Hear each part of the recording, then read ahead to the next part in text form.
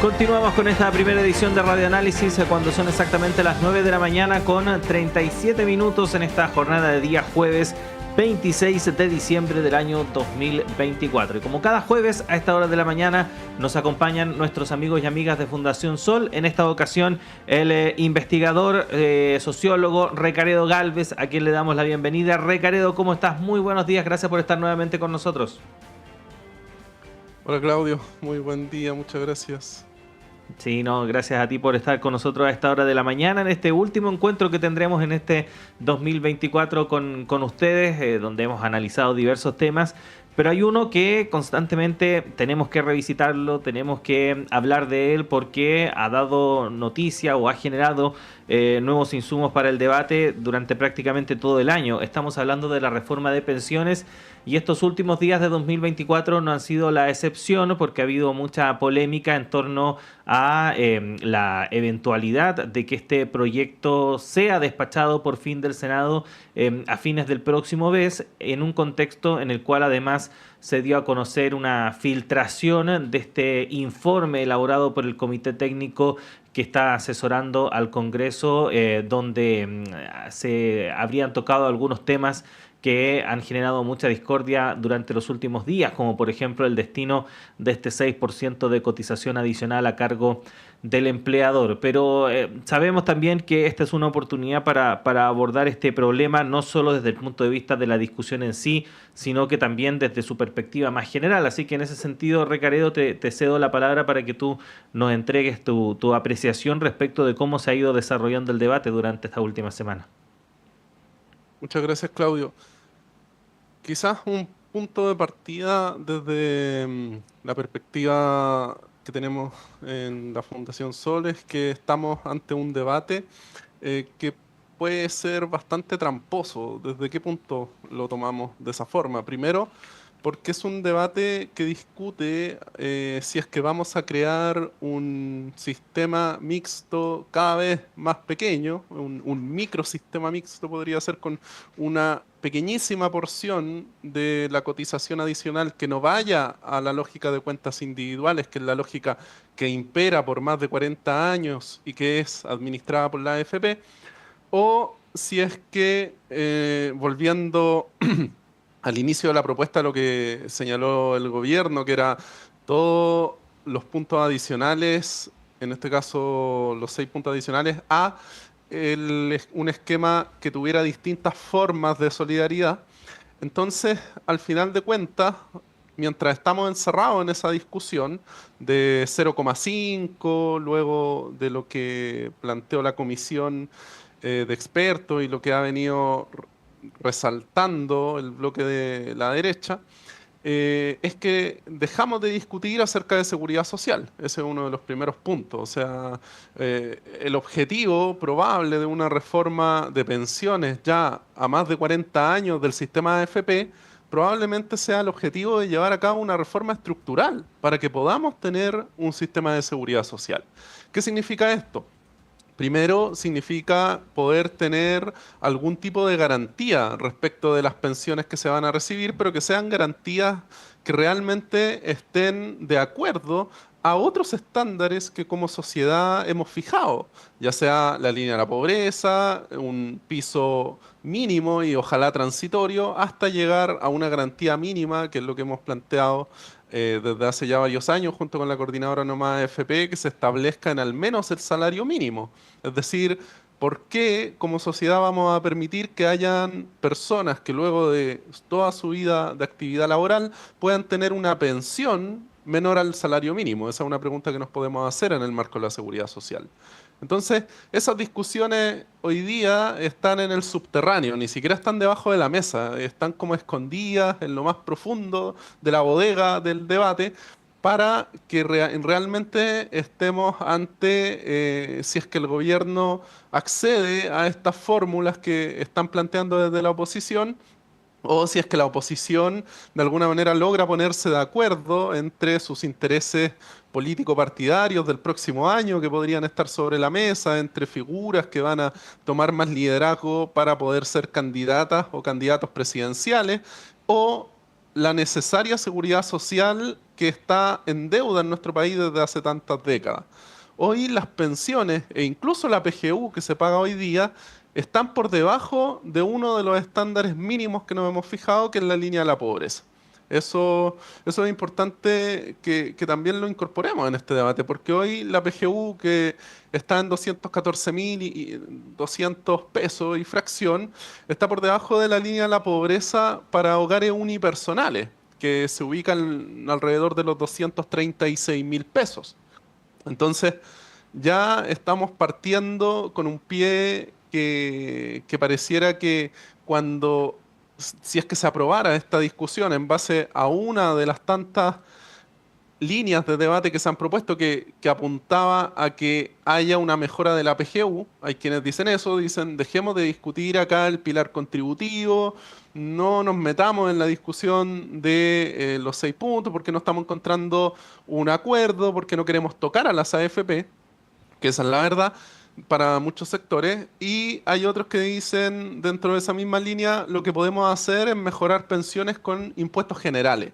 ¿Ya? Dicen, si quieren hacer solidaridad, hagámosla con impuestos generales, porque probablemente tienen muy claro que los impuestos generales en gran medida, la gran contribución que se hace a los impuestos generales proviene de los hogares de menores recursos, porque son los que en proporción más aportan en materia de impuestos en relación a los hogares de mayores ingresos. Entonces, en relación a su propio ingreso. Entonces, ¿qué es lo importante de esa discusión? De que, claro, se hace solidaridad que al final termina siendo entre la propia clase trabajadora que termina financiando esta PGU, y que al final de cuentas, si pensáramos que hoy día una de las metas fuera lograr esta PGU de 250.000 pesos, esa PGU está apenas 13.000 pesos por sobre la línea de la pobreza de hogares unipersonales, que eran los 236.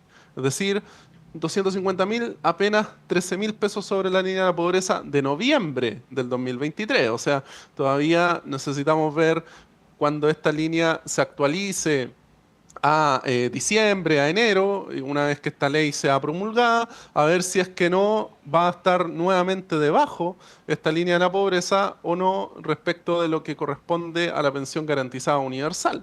Entonces, hay ahí debates que parecieran ser muy grandilocuentes respecto de esto, que sin duda, también es importante decir esto, ayuda a resolver el problema de las bajas pensiones. O sea, el respirador artificial que tiene el sistema de AFP de cuentas individuales es el gasto público. Si no fuera por el gasto público a través de la PGU, por lo que paga toda la clase trabajadora de nuestro país, no podríamos hoy día quizás estar teniendo esta discusión, porque probablemente estaríamos sometidos a una crisis de amplia envergadura, porque los montos que pagan las pensiones, sin considerar PGU, solo considerando el aporte que realizan trabajadores y trabajadoras, e incluso teniendo en cuenta, por ejemplo, para el caso de las mujeres, aquellas que tuvieron muy poquitas lagunas, probablemente, que cotizaron entre 35 y 40 años, ¿ya? Es decir, casi una carrera completa, y recibieron su primera pensión autofinanciada de vejez, es decir, el resultado de sus cotizaciones, más el resultado de la rentabilidad, que es lo que trabajan la AFP, ¿verdad? De lo que tanto se habla. La mitad de las mujeres que recibieron su primera pensión en octubre cumpliendo estas condiciones, recibió un monto menor a 284.000 pesos. Entonces, esa sería la realidad. A esa realidad, en la mayoría de los casos, se le va a sumar una PGU, lo cual, como hemos dicho, es el respirador artificial a partir del gasto público, pero en gran medida el real resultado del sistema de AFP que tanto se defiende y que las propias AFP defienden con gastos millonarios es un resultado desastroso, es un resultado crítico. Y esto no lo decimos netamente desde un ideal que se fije en términos de tener un tipo de contra las AFP solo porque son empresas privadas, sino que acá los resultados están a la vista. O sea, los resultados son demasiado evidentes, y al mismo tiempo la experiencia comparada en otros países nos da cuenta de que estos esquemas de carácter único en términos contributivos, como es el que tenemos en Chile, son esquemas que no han sido del todo imitados. Es decir, este no es el esquema más usado en el mundo para pagar pensiones. Lamentablemente muchas personas toman ranking de sistemas previsionales como el ranking Mercer, que compara países que tienen distintos esquemas de pensiones, que hace Mercer, que es una institución que tiene intereses en el mundo financiero, y que al final del día lo que vemos en ese listado es que Chile aparece dentro de los 10 países, pero en base a las puntuaciones que se dan en un esquema de capitalización individual, donde lo que menos se considera es la tasa de reemplazo que reciben las personas como pensión final. Entonces hoy día es importante no perder de vista la discusión de la seguridad social, que pareciese ser una discusión que ha perdido peso y que es muy importante seguir trayendo al debate porque ¿qué es lo que ocurre? Que esta reforma en distintos escenarios que ha podido ser evaluada y que evaluó esta propia comisión de expertos, ¿verdad? Que emitió un informe y que de ahí algunos se han tomado con esta propuesta del 0,5, pero en las distintas propuestas que hace este informe sigue estando por debajo de los estándares internacionales. O sea, dentro de las propias proyecciones, las pensiones futuras que se van a pagar para los futuros pensionados, no para los que ya se han pensionado, sino que para quienes se van a pensionar en el 2045, en el 2070, van a seguir estando por debajo de los estándares internacionales de la propia OIT. O sea, tasas de reemplazo que todavía van a estar por debajo del 60%, Ujú. sin considerar el gasto público. Entonces, ¿qué es lo que puede ocurrir? Puede que por buscar un acuerdo, por levantar los brazos de manera transversal y parecer un bloque unido o un bloque que logra llegar a consensos dentro del sistema político, también es probable que lo que tengamos es una reforma que al final de cuentas, en poco tiempo más, dé cuenta de que no ha logrado resolver el problema de las pensiones. Y sigamos teniendo esta crisis, tengamos que incrementar el gasto público y al final del día parezca que quienes defendían, y ahí de distintos lados van a poder plantear el debate, porque quienes defendían que todo fuera a cuentas individuales van a decir, bueno, esto es porque no todo fue a cuentas individuales. Ujú. Y quizás quienes decían que tenía que ir todo a reparto, esto es porque esto no fue todo a reparto. Entonces, en gran medida, acá el problema no se basa solo en estos 6 puntos adicionales de cotización. Se basa en la estructura del sistema. Ujú. Mientras el corazón del sistema siga siendo en gran medida a cuentas individuales, que es lo que tiene que ver con el 10% que ya se cotiza, que no se ha tocado y pareciera, como decía, que la discusión es bastante estructural, pero en realidad no lo es. Entonces, hasta que no sea de ese tipo estructural, difícilmente vamos a poder hablar de seguridad social, que es lo más Ujú. necesario en este contexto. Sí, Recaredo, y en ese sentido, porque efectivamente al parecer hay una suerte de conciencia de que transversal, de que sea lo que sea que salga de esta reforma, no va a ser la reforma que todos pensaban o querían, independiente de la visión que tengan. E incluso da la sensación de que en el Ejecutivo hay esa percepción, pero que lo que se está buscando es finalmente sacar algo, decir que por lo menos en este gobierno sacamos esto, independiente de que eso sea bueno o malo, porque efectivamente si nos ceñimos a lo que había propuesto el Ejecutivo inicialmente, lo que está discutiéndose ahora no tiene absolutamente nada que ver y lo reconocen desde las mismas autoridades. La ministra del Trabajo dijo aquí nos sacaban las AFP, etcétera, etcétera. Entonces, tomando en cuenta esa situación, ¿vale la pena continuar con este debate? Porque hay quienes dicen, bueno, esto es peor que nada en el fondo.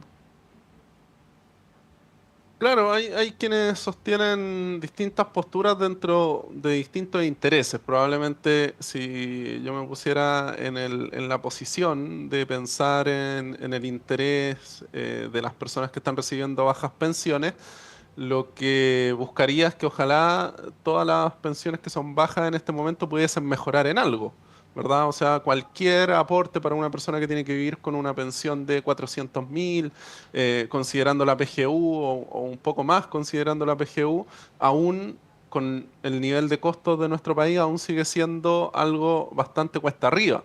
Entonces, en cualquier cifra que se pueda mejorar, obviamente eso va a ser necesario, va a ser bienvenido. Probablemente por eso la propia coordinadora Nomás FP ha planteado que se ponga el énfasis en la reforma orientando el monto de la PGU hacia el monto propuesto inicialmente por el gobierno.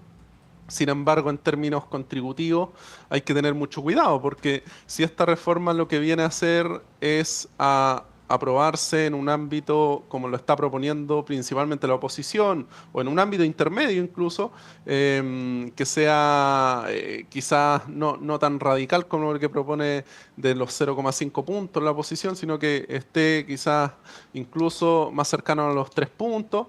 Acá lo que tendríamos sería un nuevo respirador artificial para la AFP en el ámbito contributivo. O sea, tendrían todavía, no como quizás en el caso de que no se aprobaran reformas a la industria de la AFP, obviamente seguirían siendo el sistema dominante y estarían robustecidos y sería muy difícil tener una reforma estructural probablemente dentro del corto plazo.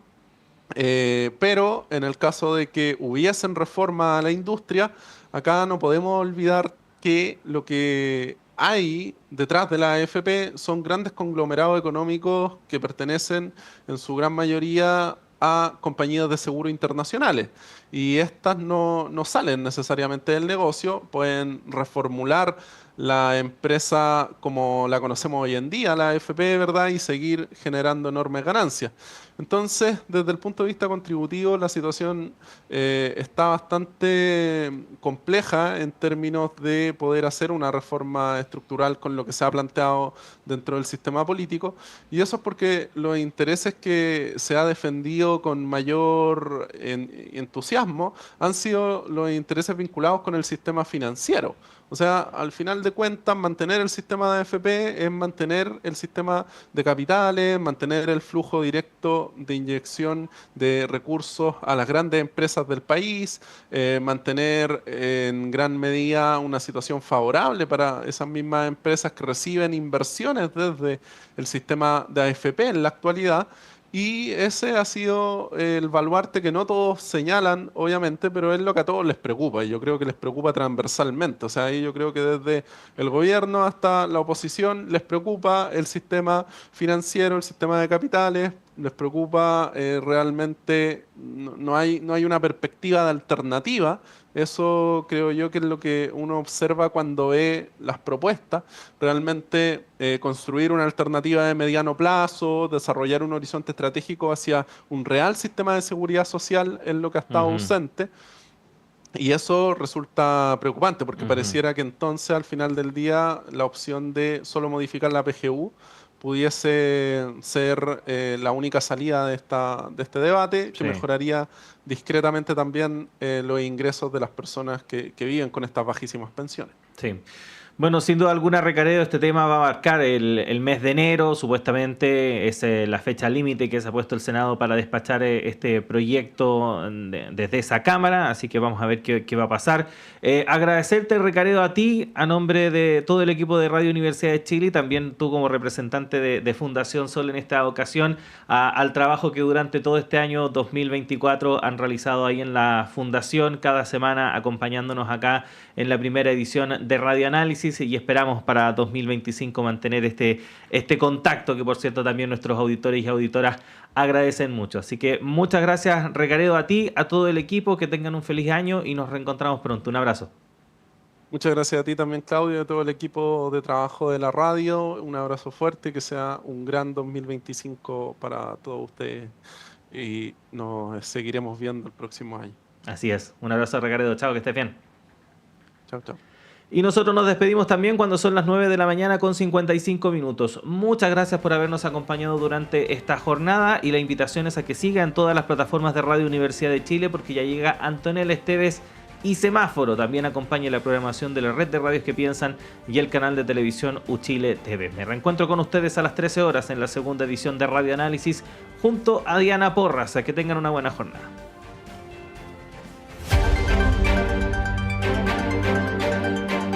El Departamento de Prensa de Radio Universidad de Chile presentó